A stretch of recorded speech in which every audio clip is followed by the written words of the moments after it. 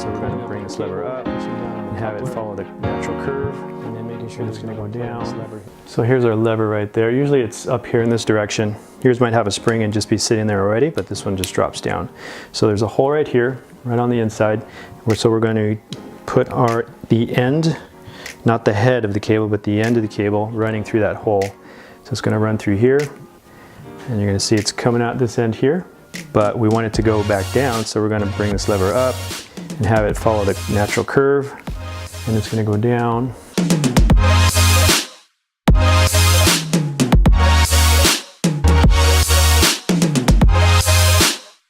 And if you get stuck, it's because we're hitting our noodle on the other side. So if you have to, you can pull your noodle out. This time it went through, but I'll pull this noodle out just so you can see what I'm talking about. This is the one we had out earlier, so we pulled my noodle out. That way the cable can run through. So here's the cable on the other side. And then you can go ahead and run your cable through. And if you're getting stuck here, so I made it through the ferrule cap, trying to get into my noodle here, and I'm getting some resistance, so I'm probably hitting the plastic sleeve inside here. So worst case, you try not to put any bends in here, so don't push too much and put little kinks in there. You're going to pay for that later down the road because it's not going to slide easy in the side of that housing. So I pulled the ferrule cap off, and inside there we got a little plastic sleeve, a little hard to see, but I'm just going to run there we go. So now it went nice and smooth. So I'm hitting the other end here. I'm hitting this guy here, so if you have to, you can unscrew this guy to run your cable through, whatever you need to do. So I'm going to pull this guy back out and just put my ferrule cap back on, back through. And when in doubt, you can always do a little twist as you're gently pushing and probing, twisting, and that'll work the other guy out. So we're going to have it, boom, it pops out the other end. Nice. So I'm going to go ahead and put this back in, push nice and firm. And then we're going to go ahead and pull. If you can pull this whole cable out, that means we have lots of slack on this side.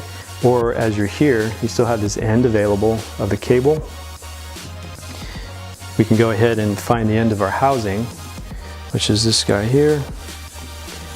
And then we can go ahead and stick it in there. And if you have trouble getting your cable started here, make sure to go back and double check that you open up the hole with your pick.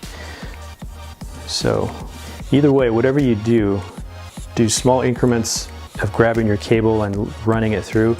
You don't want to grab big portions and then have it bind up and kink on you and bend. You do not want to put any bends in cables, whether it's for dropper posts, brakes, derailleurs. It's just going to bind inside the housing and cause some issues. So here we're coming back all the way down. So here's the head. We want that head to recess all the way inside this button right there. So right there it's hitting right there. I just got to help it down, give it a little push, boom. Now its head is gone. If I push it up, pokes its head up, boom, stuck right there. Get it down, boom, nice and flush. So as we're running the rest of the system, as I'm pushing this housing back into my noodle, it wants to push up on the cable. So before we do final tightening, we always have to make sure that this head is seated properly before we make our final adjustment over at the dropper post. So we got that nice white background for you so you can see what's going on. So our cable made it up, came out the end here, and actually it's just the right length. This is the long length. All derailleur cables, brake cables, they all come a long length, and then you just measure it to your bike and make the cut. So here's this little black piece right here. You maybe can call it a coupler. I'm not sure what they call it, the technical term is, but this is the piece that's going to lock onto our new cable. So right now this is the old one that we clipped off. So I believe it's a 1.5 mil. I'm gonna go back to my Allen tools, and it could be pretty dirty. And if it's real filthy, you want to get something small and sharp and pick out all that dirt out of there. You want to give your tool a fighting chance to get in there deep so it doesn't strip. And if you have to, go ahead and squirt a little water on it, soften up that dirt, and then get it out. But make sure it's nice and clean. And then we're going to test, make sure that this guy's the right size. Yeah, so it's a 1.5 millimeter Allen tool. Make sure it's in there nice and deep, got a good bite. We're going to unloosen counterclockwise. And you don't need to take this bolt out. It will come out, it's super small. You'll lose it really quickly. And I'm going to see if my cable will slide there. It slid right out. If you have trouble sliding out, you might have to loosen this bolt up just a little bit more. You do not want it to come all the way out, not necessary. So that little silver portion is still in the black body. Now we're ready to slide our little black coupler on there. So it's gonna go in this shape. So there's a little step down. Silver portion, that's our little bolt, it's gonna be at the top. And make sure wherever you're doing this, if you do drop it, you're not standing over a grate. This guy's not gonna take off on you. So that sits down right inside there. And if we had to, this cable can slide back out. So there's a little slit here. This guy's gonna get pressed down. Once it gets pressed down, it activates everything. So we're gonna seat this, and then we're gonna pull our slack. This is where I'm gonna keep a little tension here at the cable. I'm keeping this finger down pressed on my coupler. So I'm pulling up with these two fingers on the cable, pushing down with my third finger on down here. So I'm trying to create some good tension, taking all the slack out of my housing. And you want to take a look back over at your lever. And you want to make sure that that head of the derailleur cable is seated down properly. So just like that, the head of that cable is seated down, it's recessed down into that lever. It's not sticking up on top. That's exactly what you want. So that we know that all the looseness, all the slack is being pulled out of the system by your two fingertips. You don't need to grab pliers. You just need to use two fingers and pull fairly snug. All right, so once we got all that established, still holding the tension here. This coupler's pushed down. I'm actually gonna just push gently there, because this lever itself has a little bit of play in there. So you want to make sure you just push it down somewhat gently just before it wants to activate the whole system. So pulling up on the cable, pushing down on the coupler, and then making sure there's no more play in this lever here. So I'm going to push gently, take that play out, readjust my fingers, and just using my two index finger and my thumb to pinch off that cable. Basically I'm holding that brake so I'm not losing any slack. And I'm going to turn my coupler so I can get to that bolt, and we're going to tighten that up.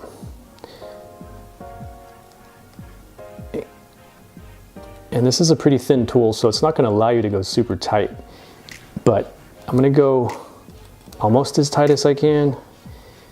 It's hard to tell strength, but pretty darn snug. This is going to start flexing before it's going to get over tightened. So just using this little tool and going almost as tight as you can, maybe 80–90% of your pressure. And if you're an admitted gorilla, take it easy. See how the tool got stuck in there? So it's a pretty fragile bolt. Don't need to go uber tight on it. So hopefully that should be enough. So now there shouldn't be any movement coming down. When I'm putting a little pressure downward, if you saw some looseness, that means we have to take that looseness out and readjust our cable.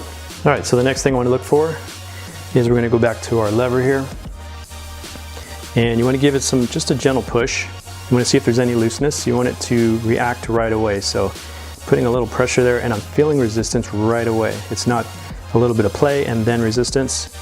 So this is a good thing. If you did have a little looseness and then we hit a lot of resistance, that means we still got play in the cable. So we'd have to take it up. I'd rather take it up now. You might have to go back and loosen up our little coupler bolt and pull that slack out.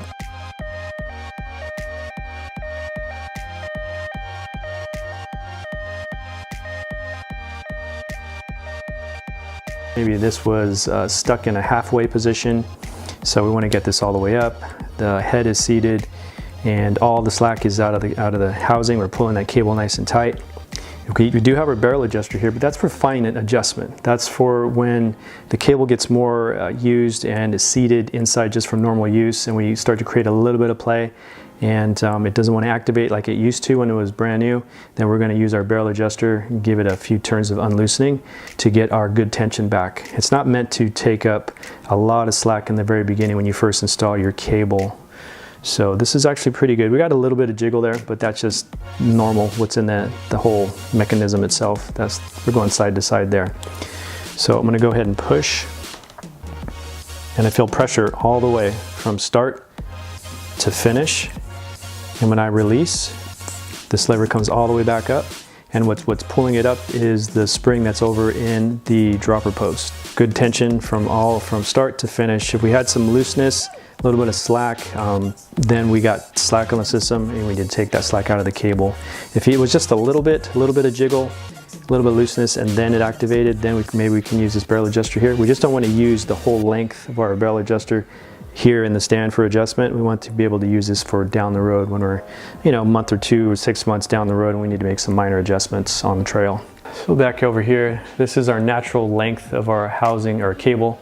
Hasn't been cut yet. We might be able to just leave this as is. If we do cut, we want to leave enough length where we can get fingertips on it to make some adjustments if we needed to. If I needed to get 2-3 fingers on here, I still have that length. So don't cut yourself too short. You're going to be cursing yourself later. So in this case, I could probably leave this section. Unless you have a saddle that has a split or cutout in the middle, this might come through and give you a little tickle when you're riding. So that's your call if you want to leave it. But just to give you an idea, this saddle's coming back down. So this saddle has no cutout, so I'm not worried about this coming through and giving me a surprise. So I could actually set this back down and it's going to be fine. The cable is kind of bent over just underneath it. It's not going to cause any unnecessary rubbing, not getting in the way of anything. So that could actually stay there. So I don't have to worry about putting an end cap on this because it's never been cut. It's been cut from the factory, so it's basically been like someone cut it with a lightsaber and the end got welded or melted shut. So I'm going to go ahead and put my seat back on. So a good thing to remember here, before you take your saddle off, you might want to make a measurement. Some of these have markings on the side. Mark where your clamps are, even get a marker so you know when you put the saddle back, it's going back in the same position. So as far as, because this can slide forwards and backwards, tilting it up and down, that's an easy one. Put the bike down on a flat ground, make sure your saddle's looking flat or horizontal with the ground. I'm just gonna leave that lightly tightened right there. We can take a better look once we get it down to the floor. All right, so I'll level it out the bike a little bit. It's gonna give me a better chance to push this down while it's in the stand. Pushing down fully on my lever and holding it. And I'm gonna try and bring this down. So it's actually getting stuck. I was only able to move it maybe an inch or so. So push down, and yep, it's getting stuck right about there. So still feeling pretty good at the lever. I don't got any slack here at my lever. So what else could be going on? Got my housing, it's still feeling pretty loose here. Probably need to make an adjustment back up here. We need to pull the slack out of the system again. So right now that we have our saddle on, it's going to be a little bit more difficult to get in there and hold that cable, especially if you cut your cable in really short. So what's happening here is we need to take the play out of the system. So maybe we can use our barrel adjuster. Like I said, we don't want to use a lot of our barrel adjuster right here in the beginning, but we're going to give this a shot. So I'm going to come over here, I'm going to unscrew this. So we're going counterclockwise. And just imagine one full revolution, and then we're going to see what that gets us. And pushing down fully on the lever and come down. Well, that actually did the trick right there. So I didn't have to use too much barrel adjuster. We still got a lot of length to go, so I can make a lot of adjustments in the future on the trail. So that went down, so I'm going to push this down fully again. We should have good activation. Yep, that's good.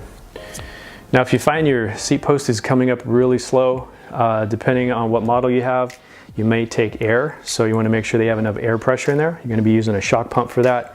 There should be marking on there of what the maximum should go at, so make sure you don't go exceed the maximum unless you're told by an authorized yada yada dealer. And the other thing, like this system right here has a sealed cartridge system inside here, so it's all pressurized. I can't do any adjustments whatsoever, so that's just normal speed. Pushing fully down on that. And actually the lever feels really good. I'm not using a lot of pressure. It's not real tough, not a lot of resistance. That feels good. This sealed cartridge system runs on its own. So if it's going up at 4 miles an hour, then that's just the way it is. At least it's going up. Overall, it's a very smooth system. I don't need this thing coming up about at 100 miles an hour. That's pretty scary when these things kind of go bing. That's pretty scary. We call those the Widowmaker.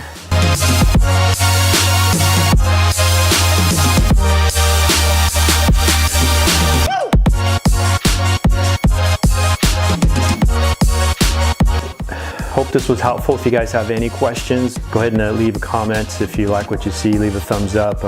Something I didn't do or I didn't get to, just go ahead and leave that comment as well. Don't forget to subscribe if you like what you see. Thanks.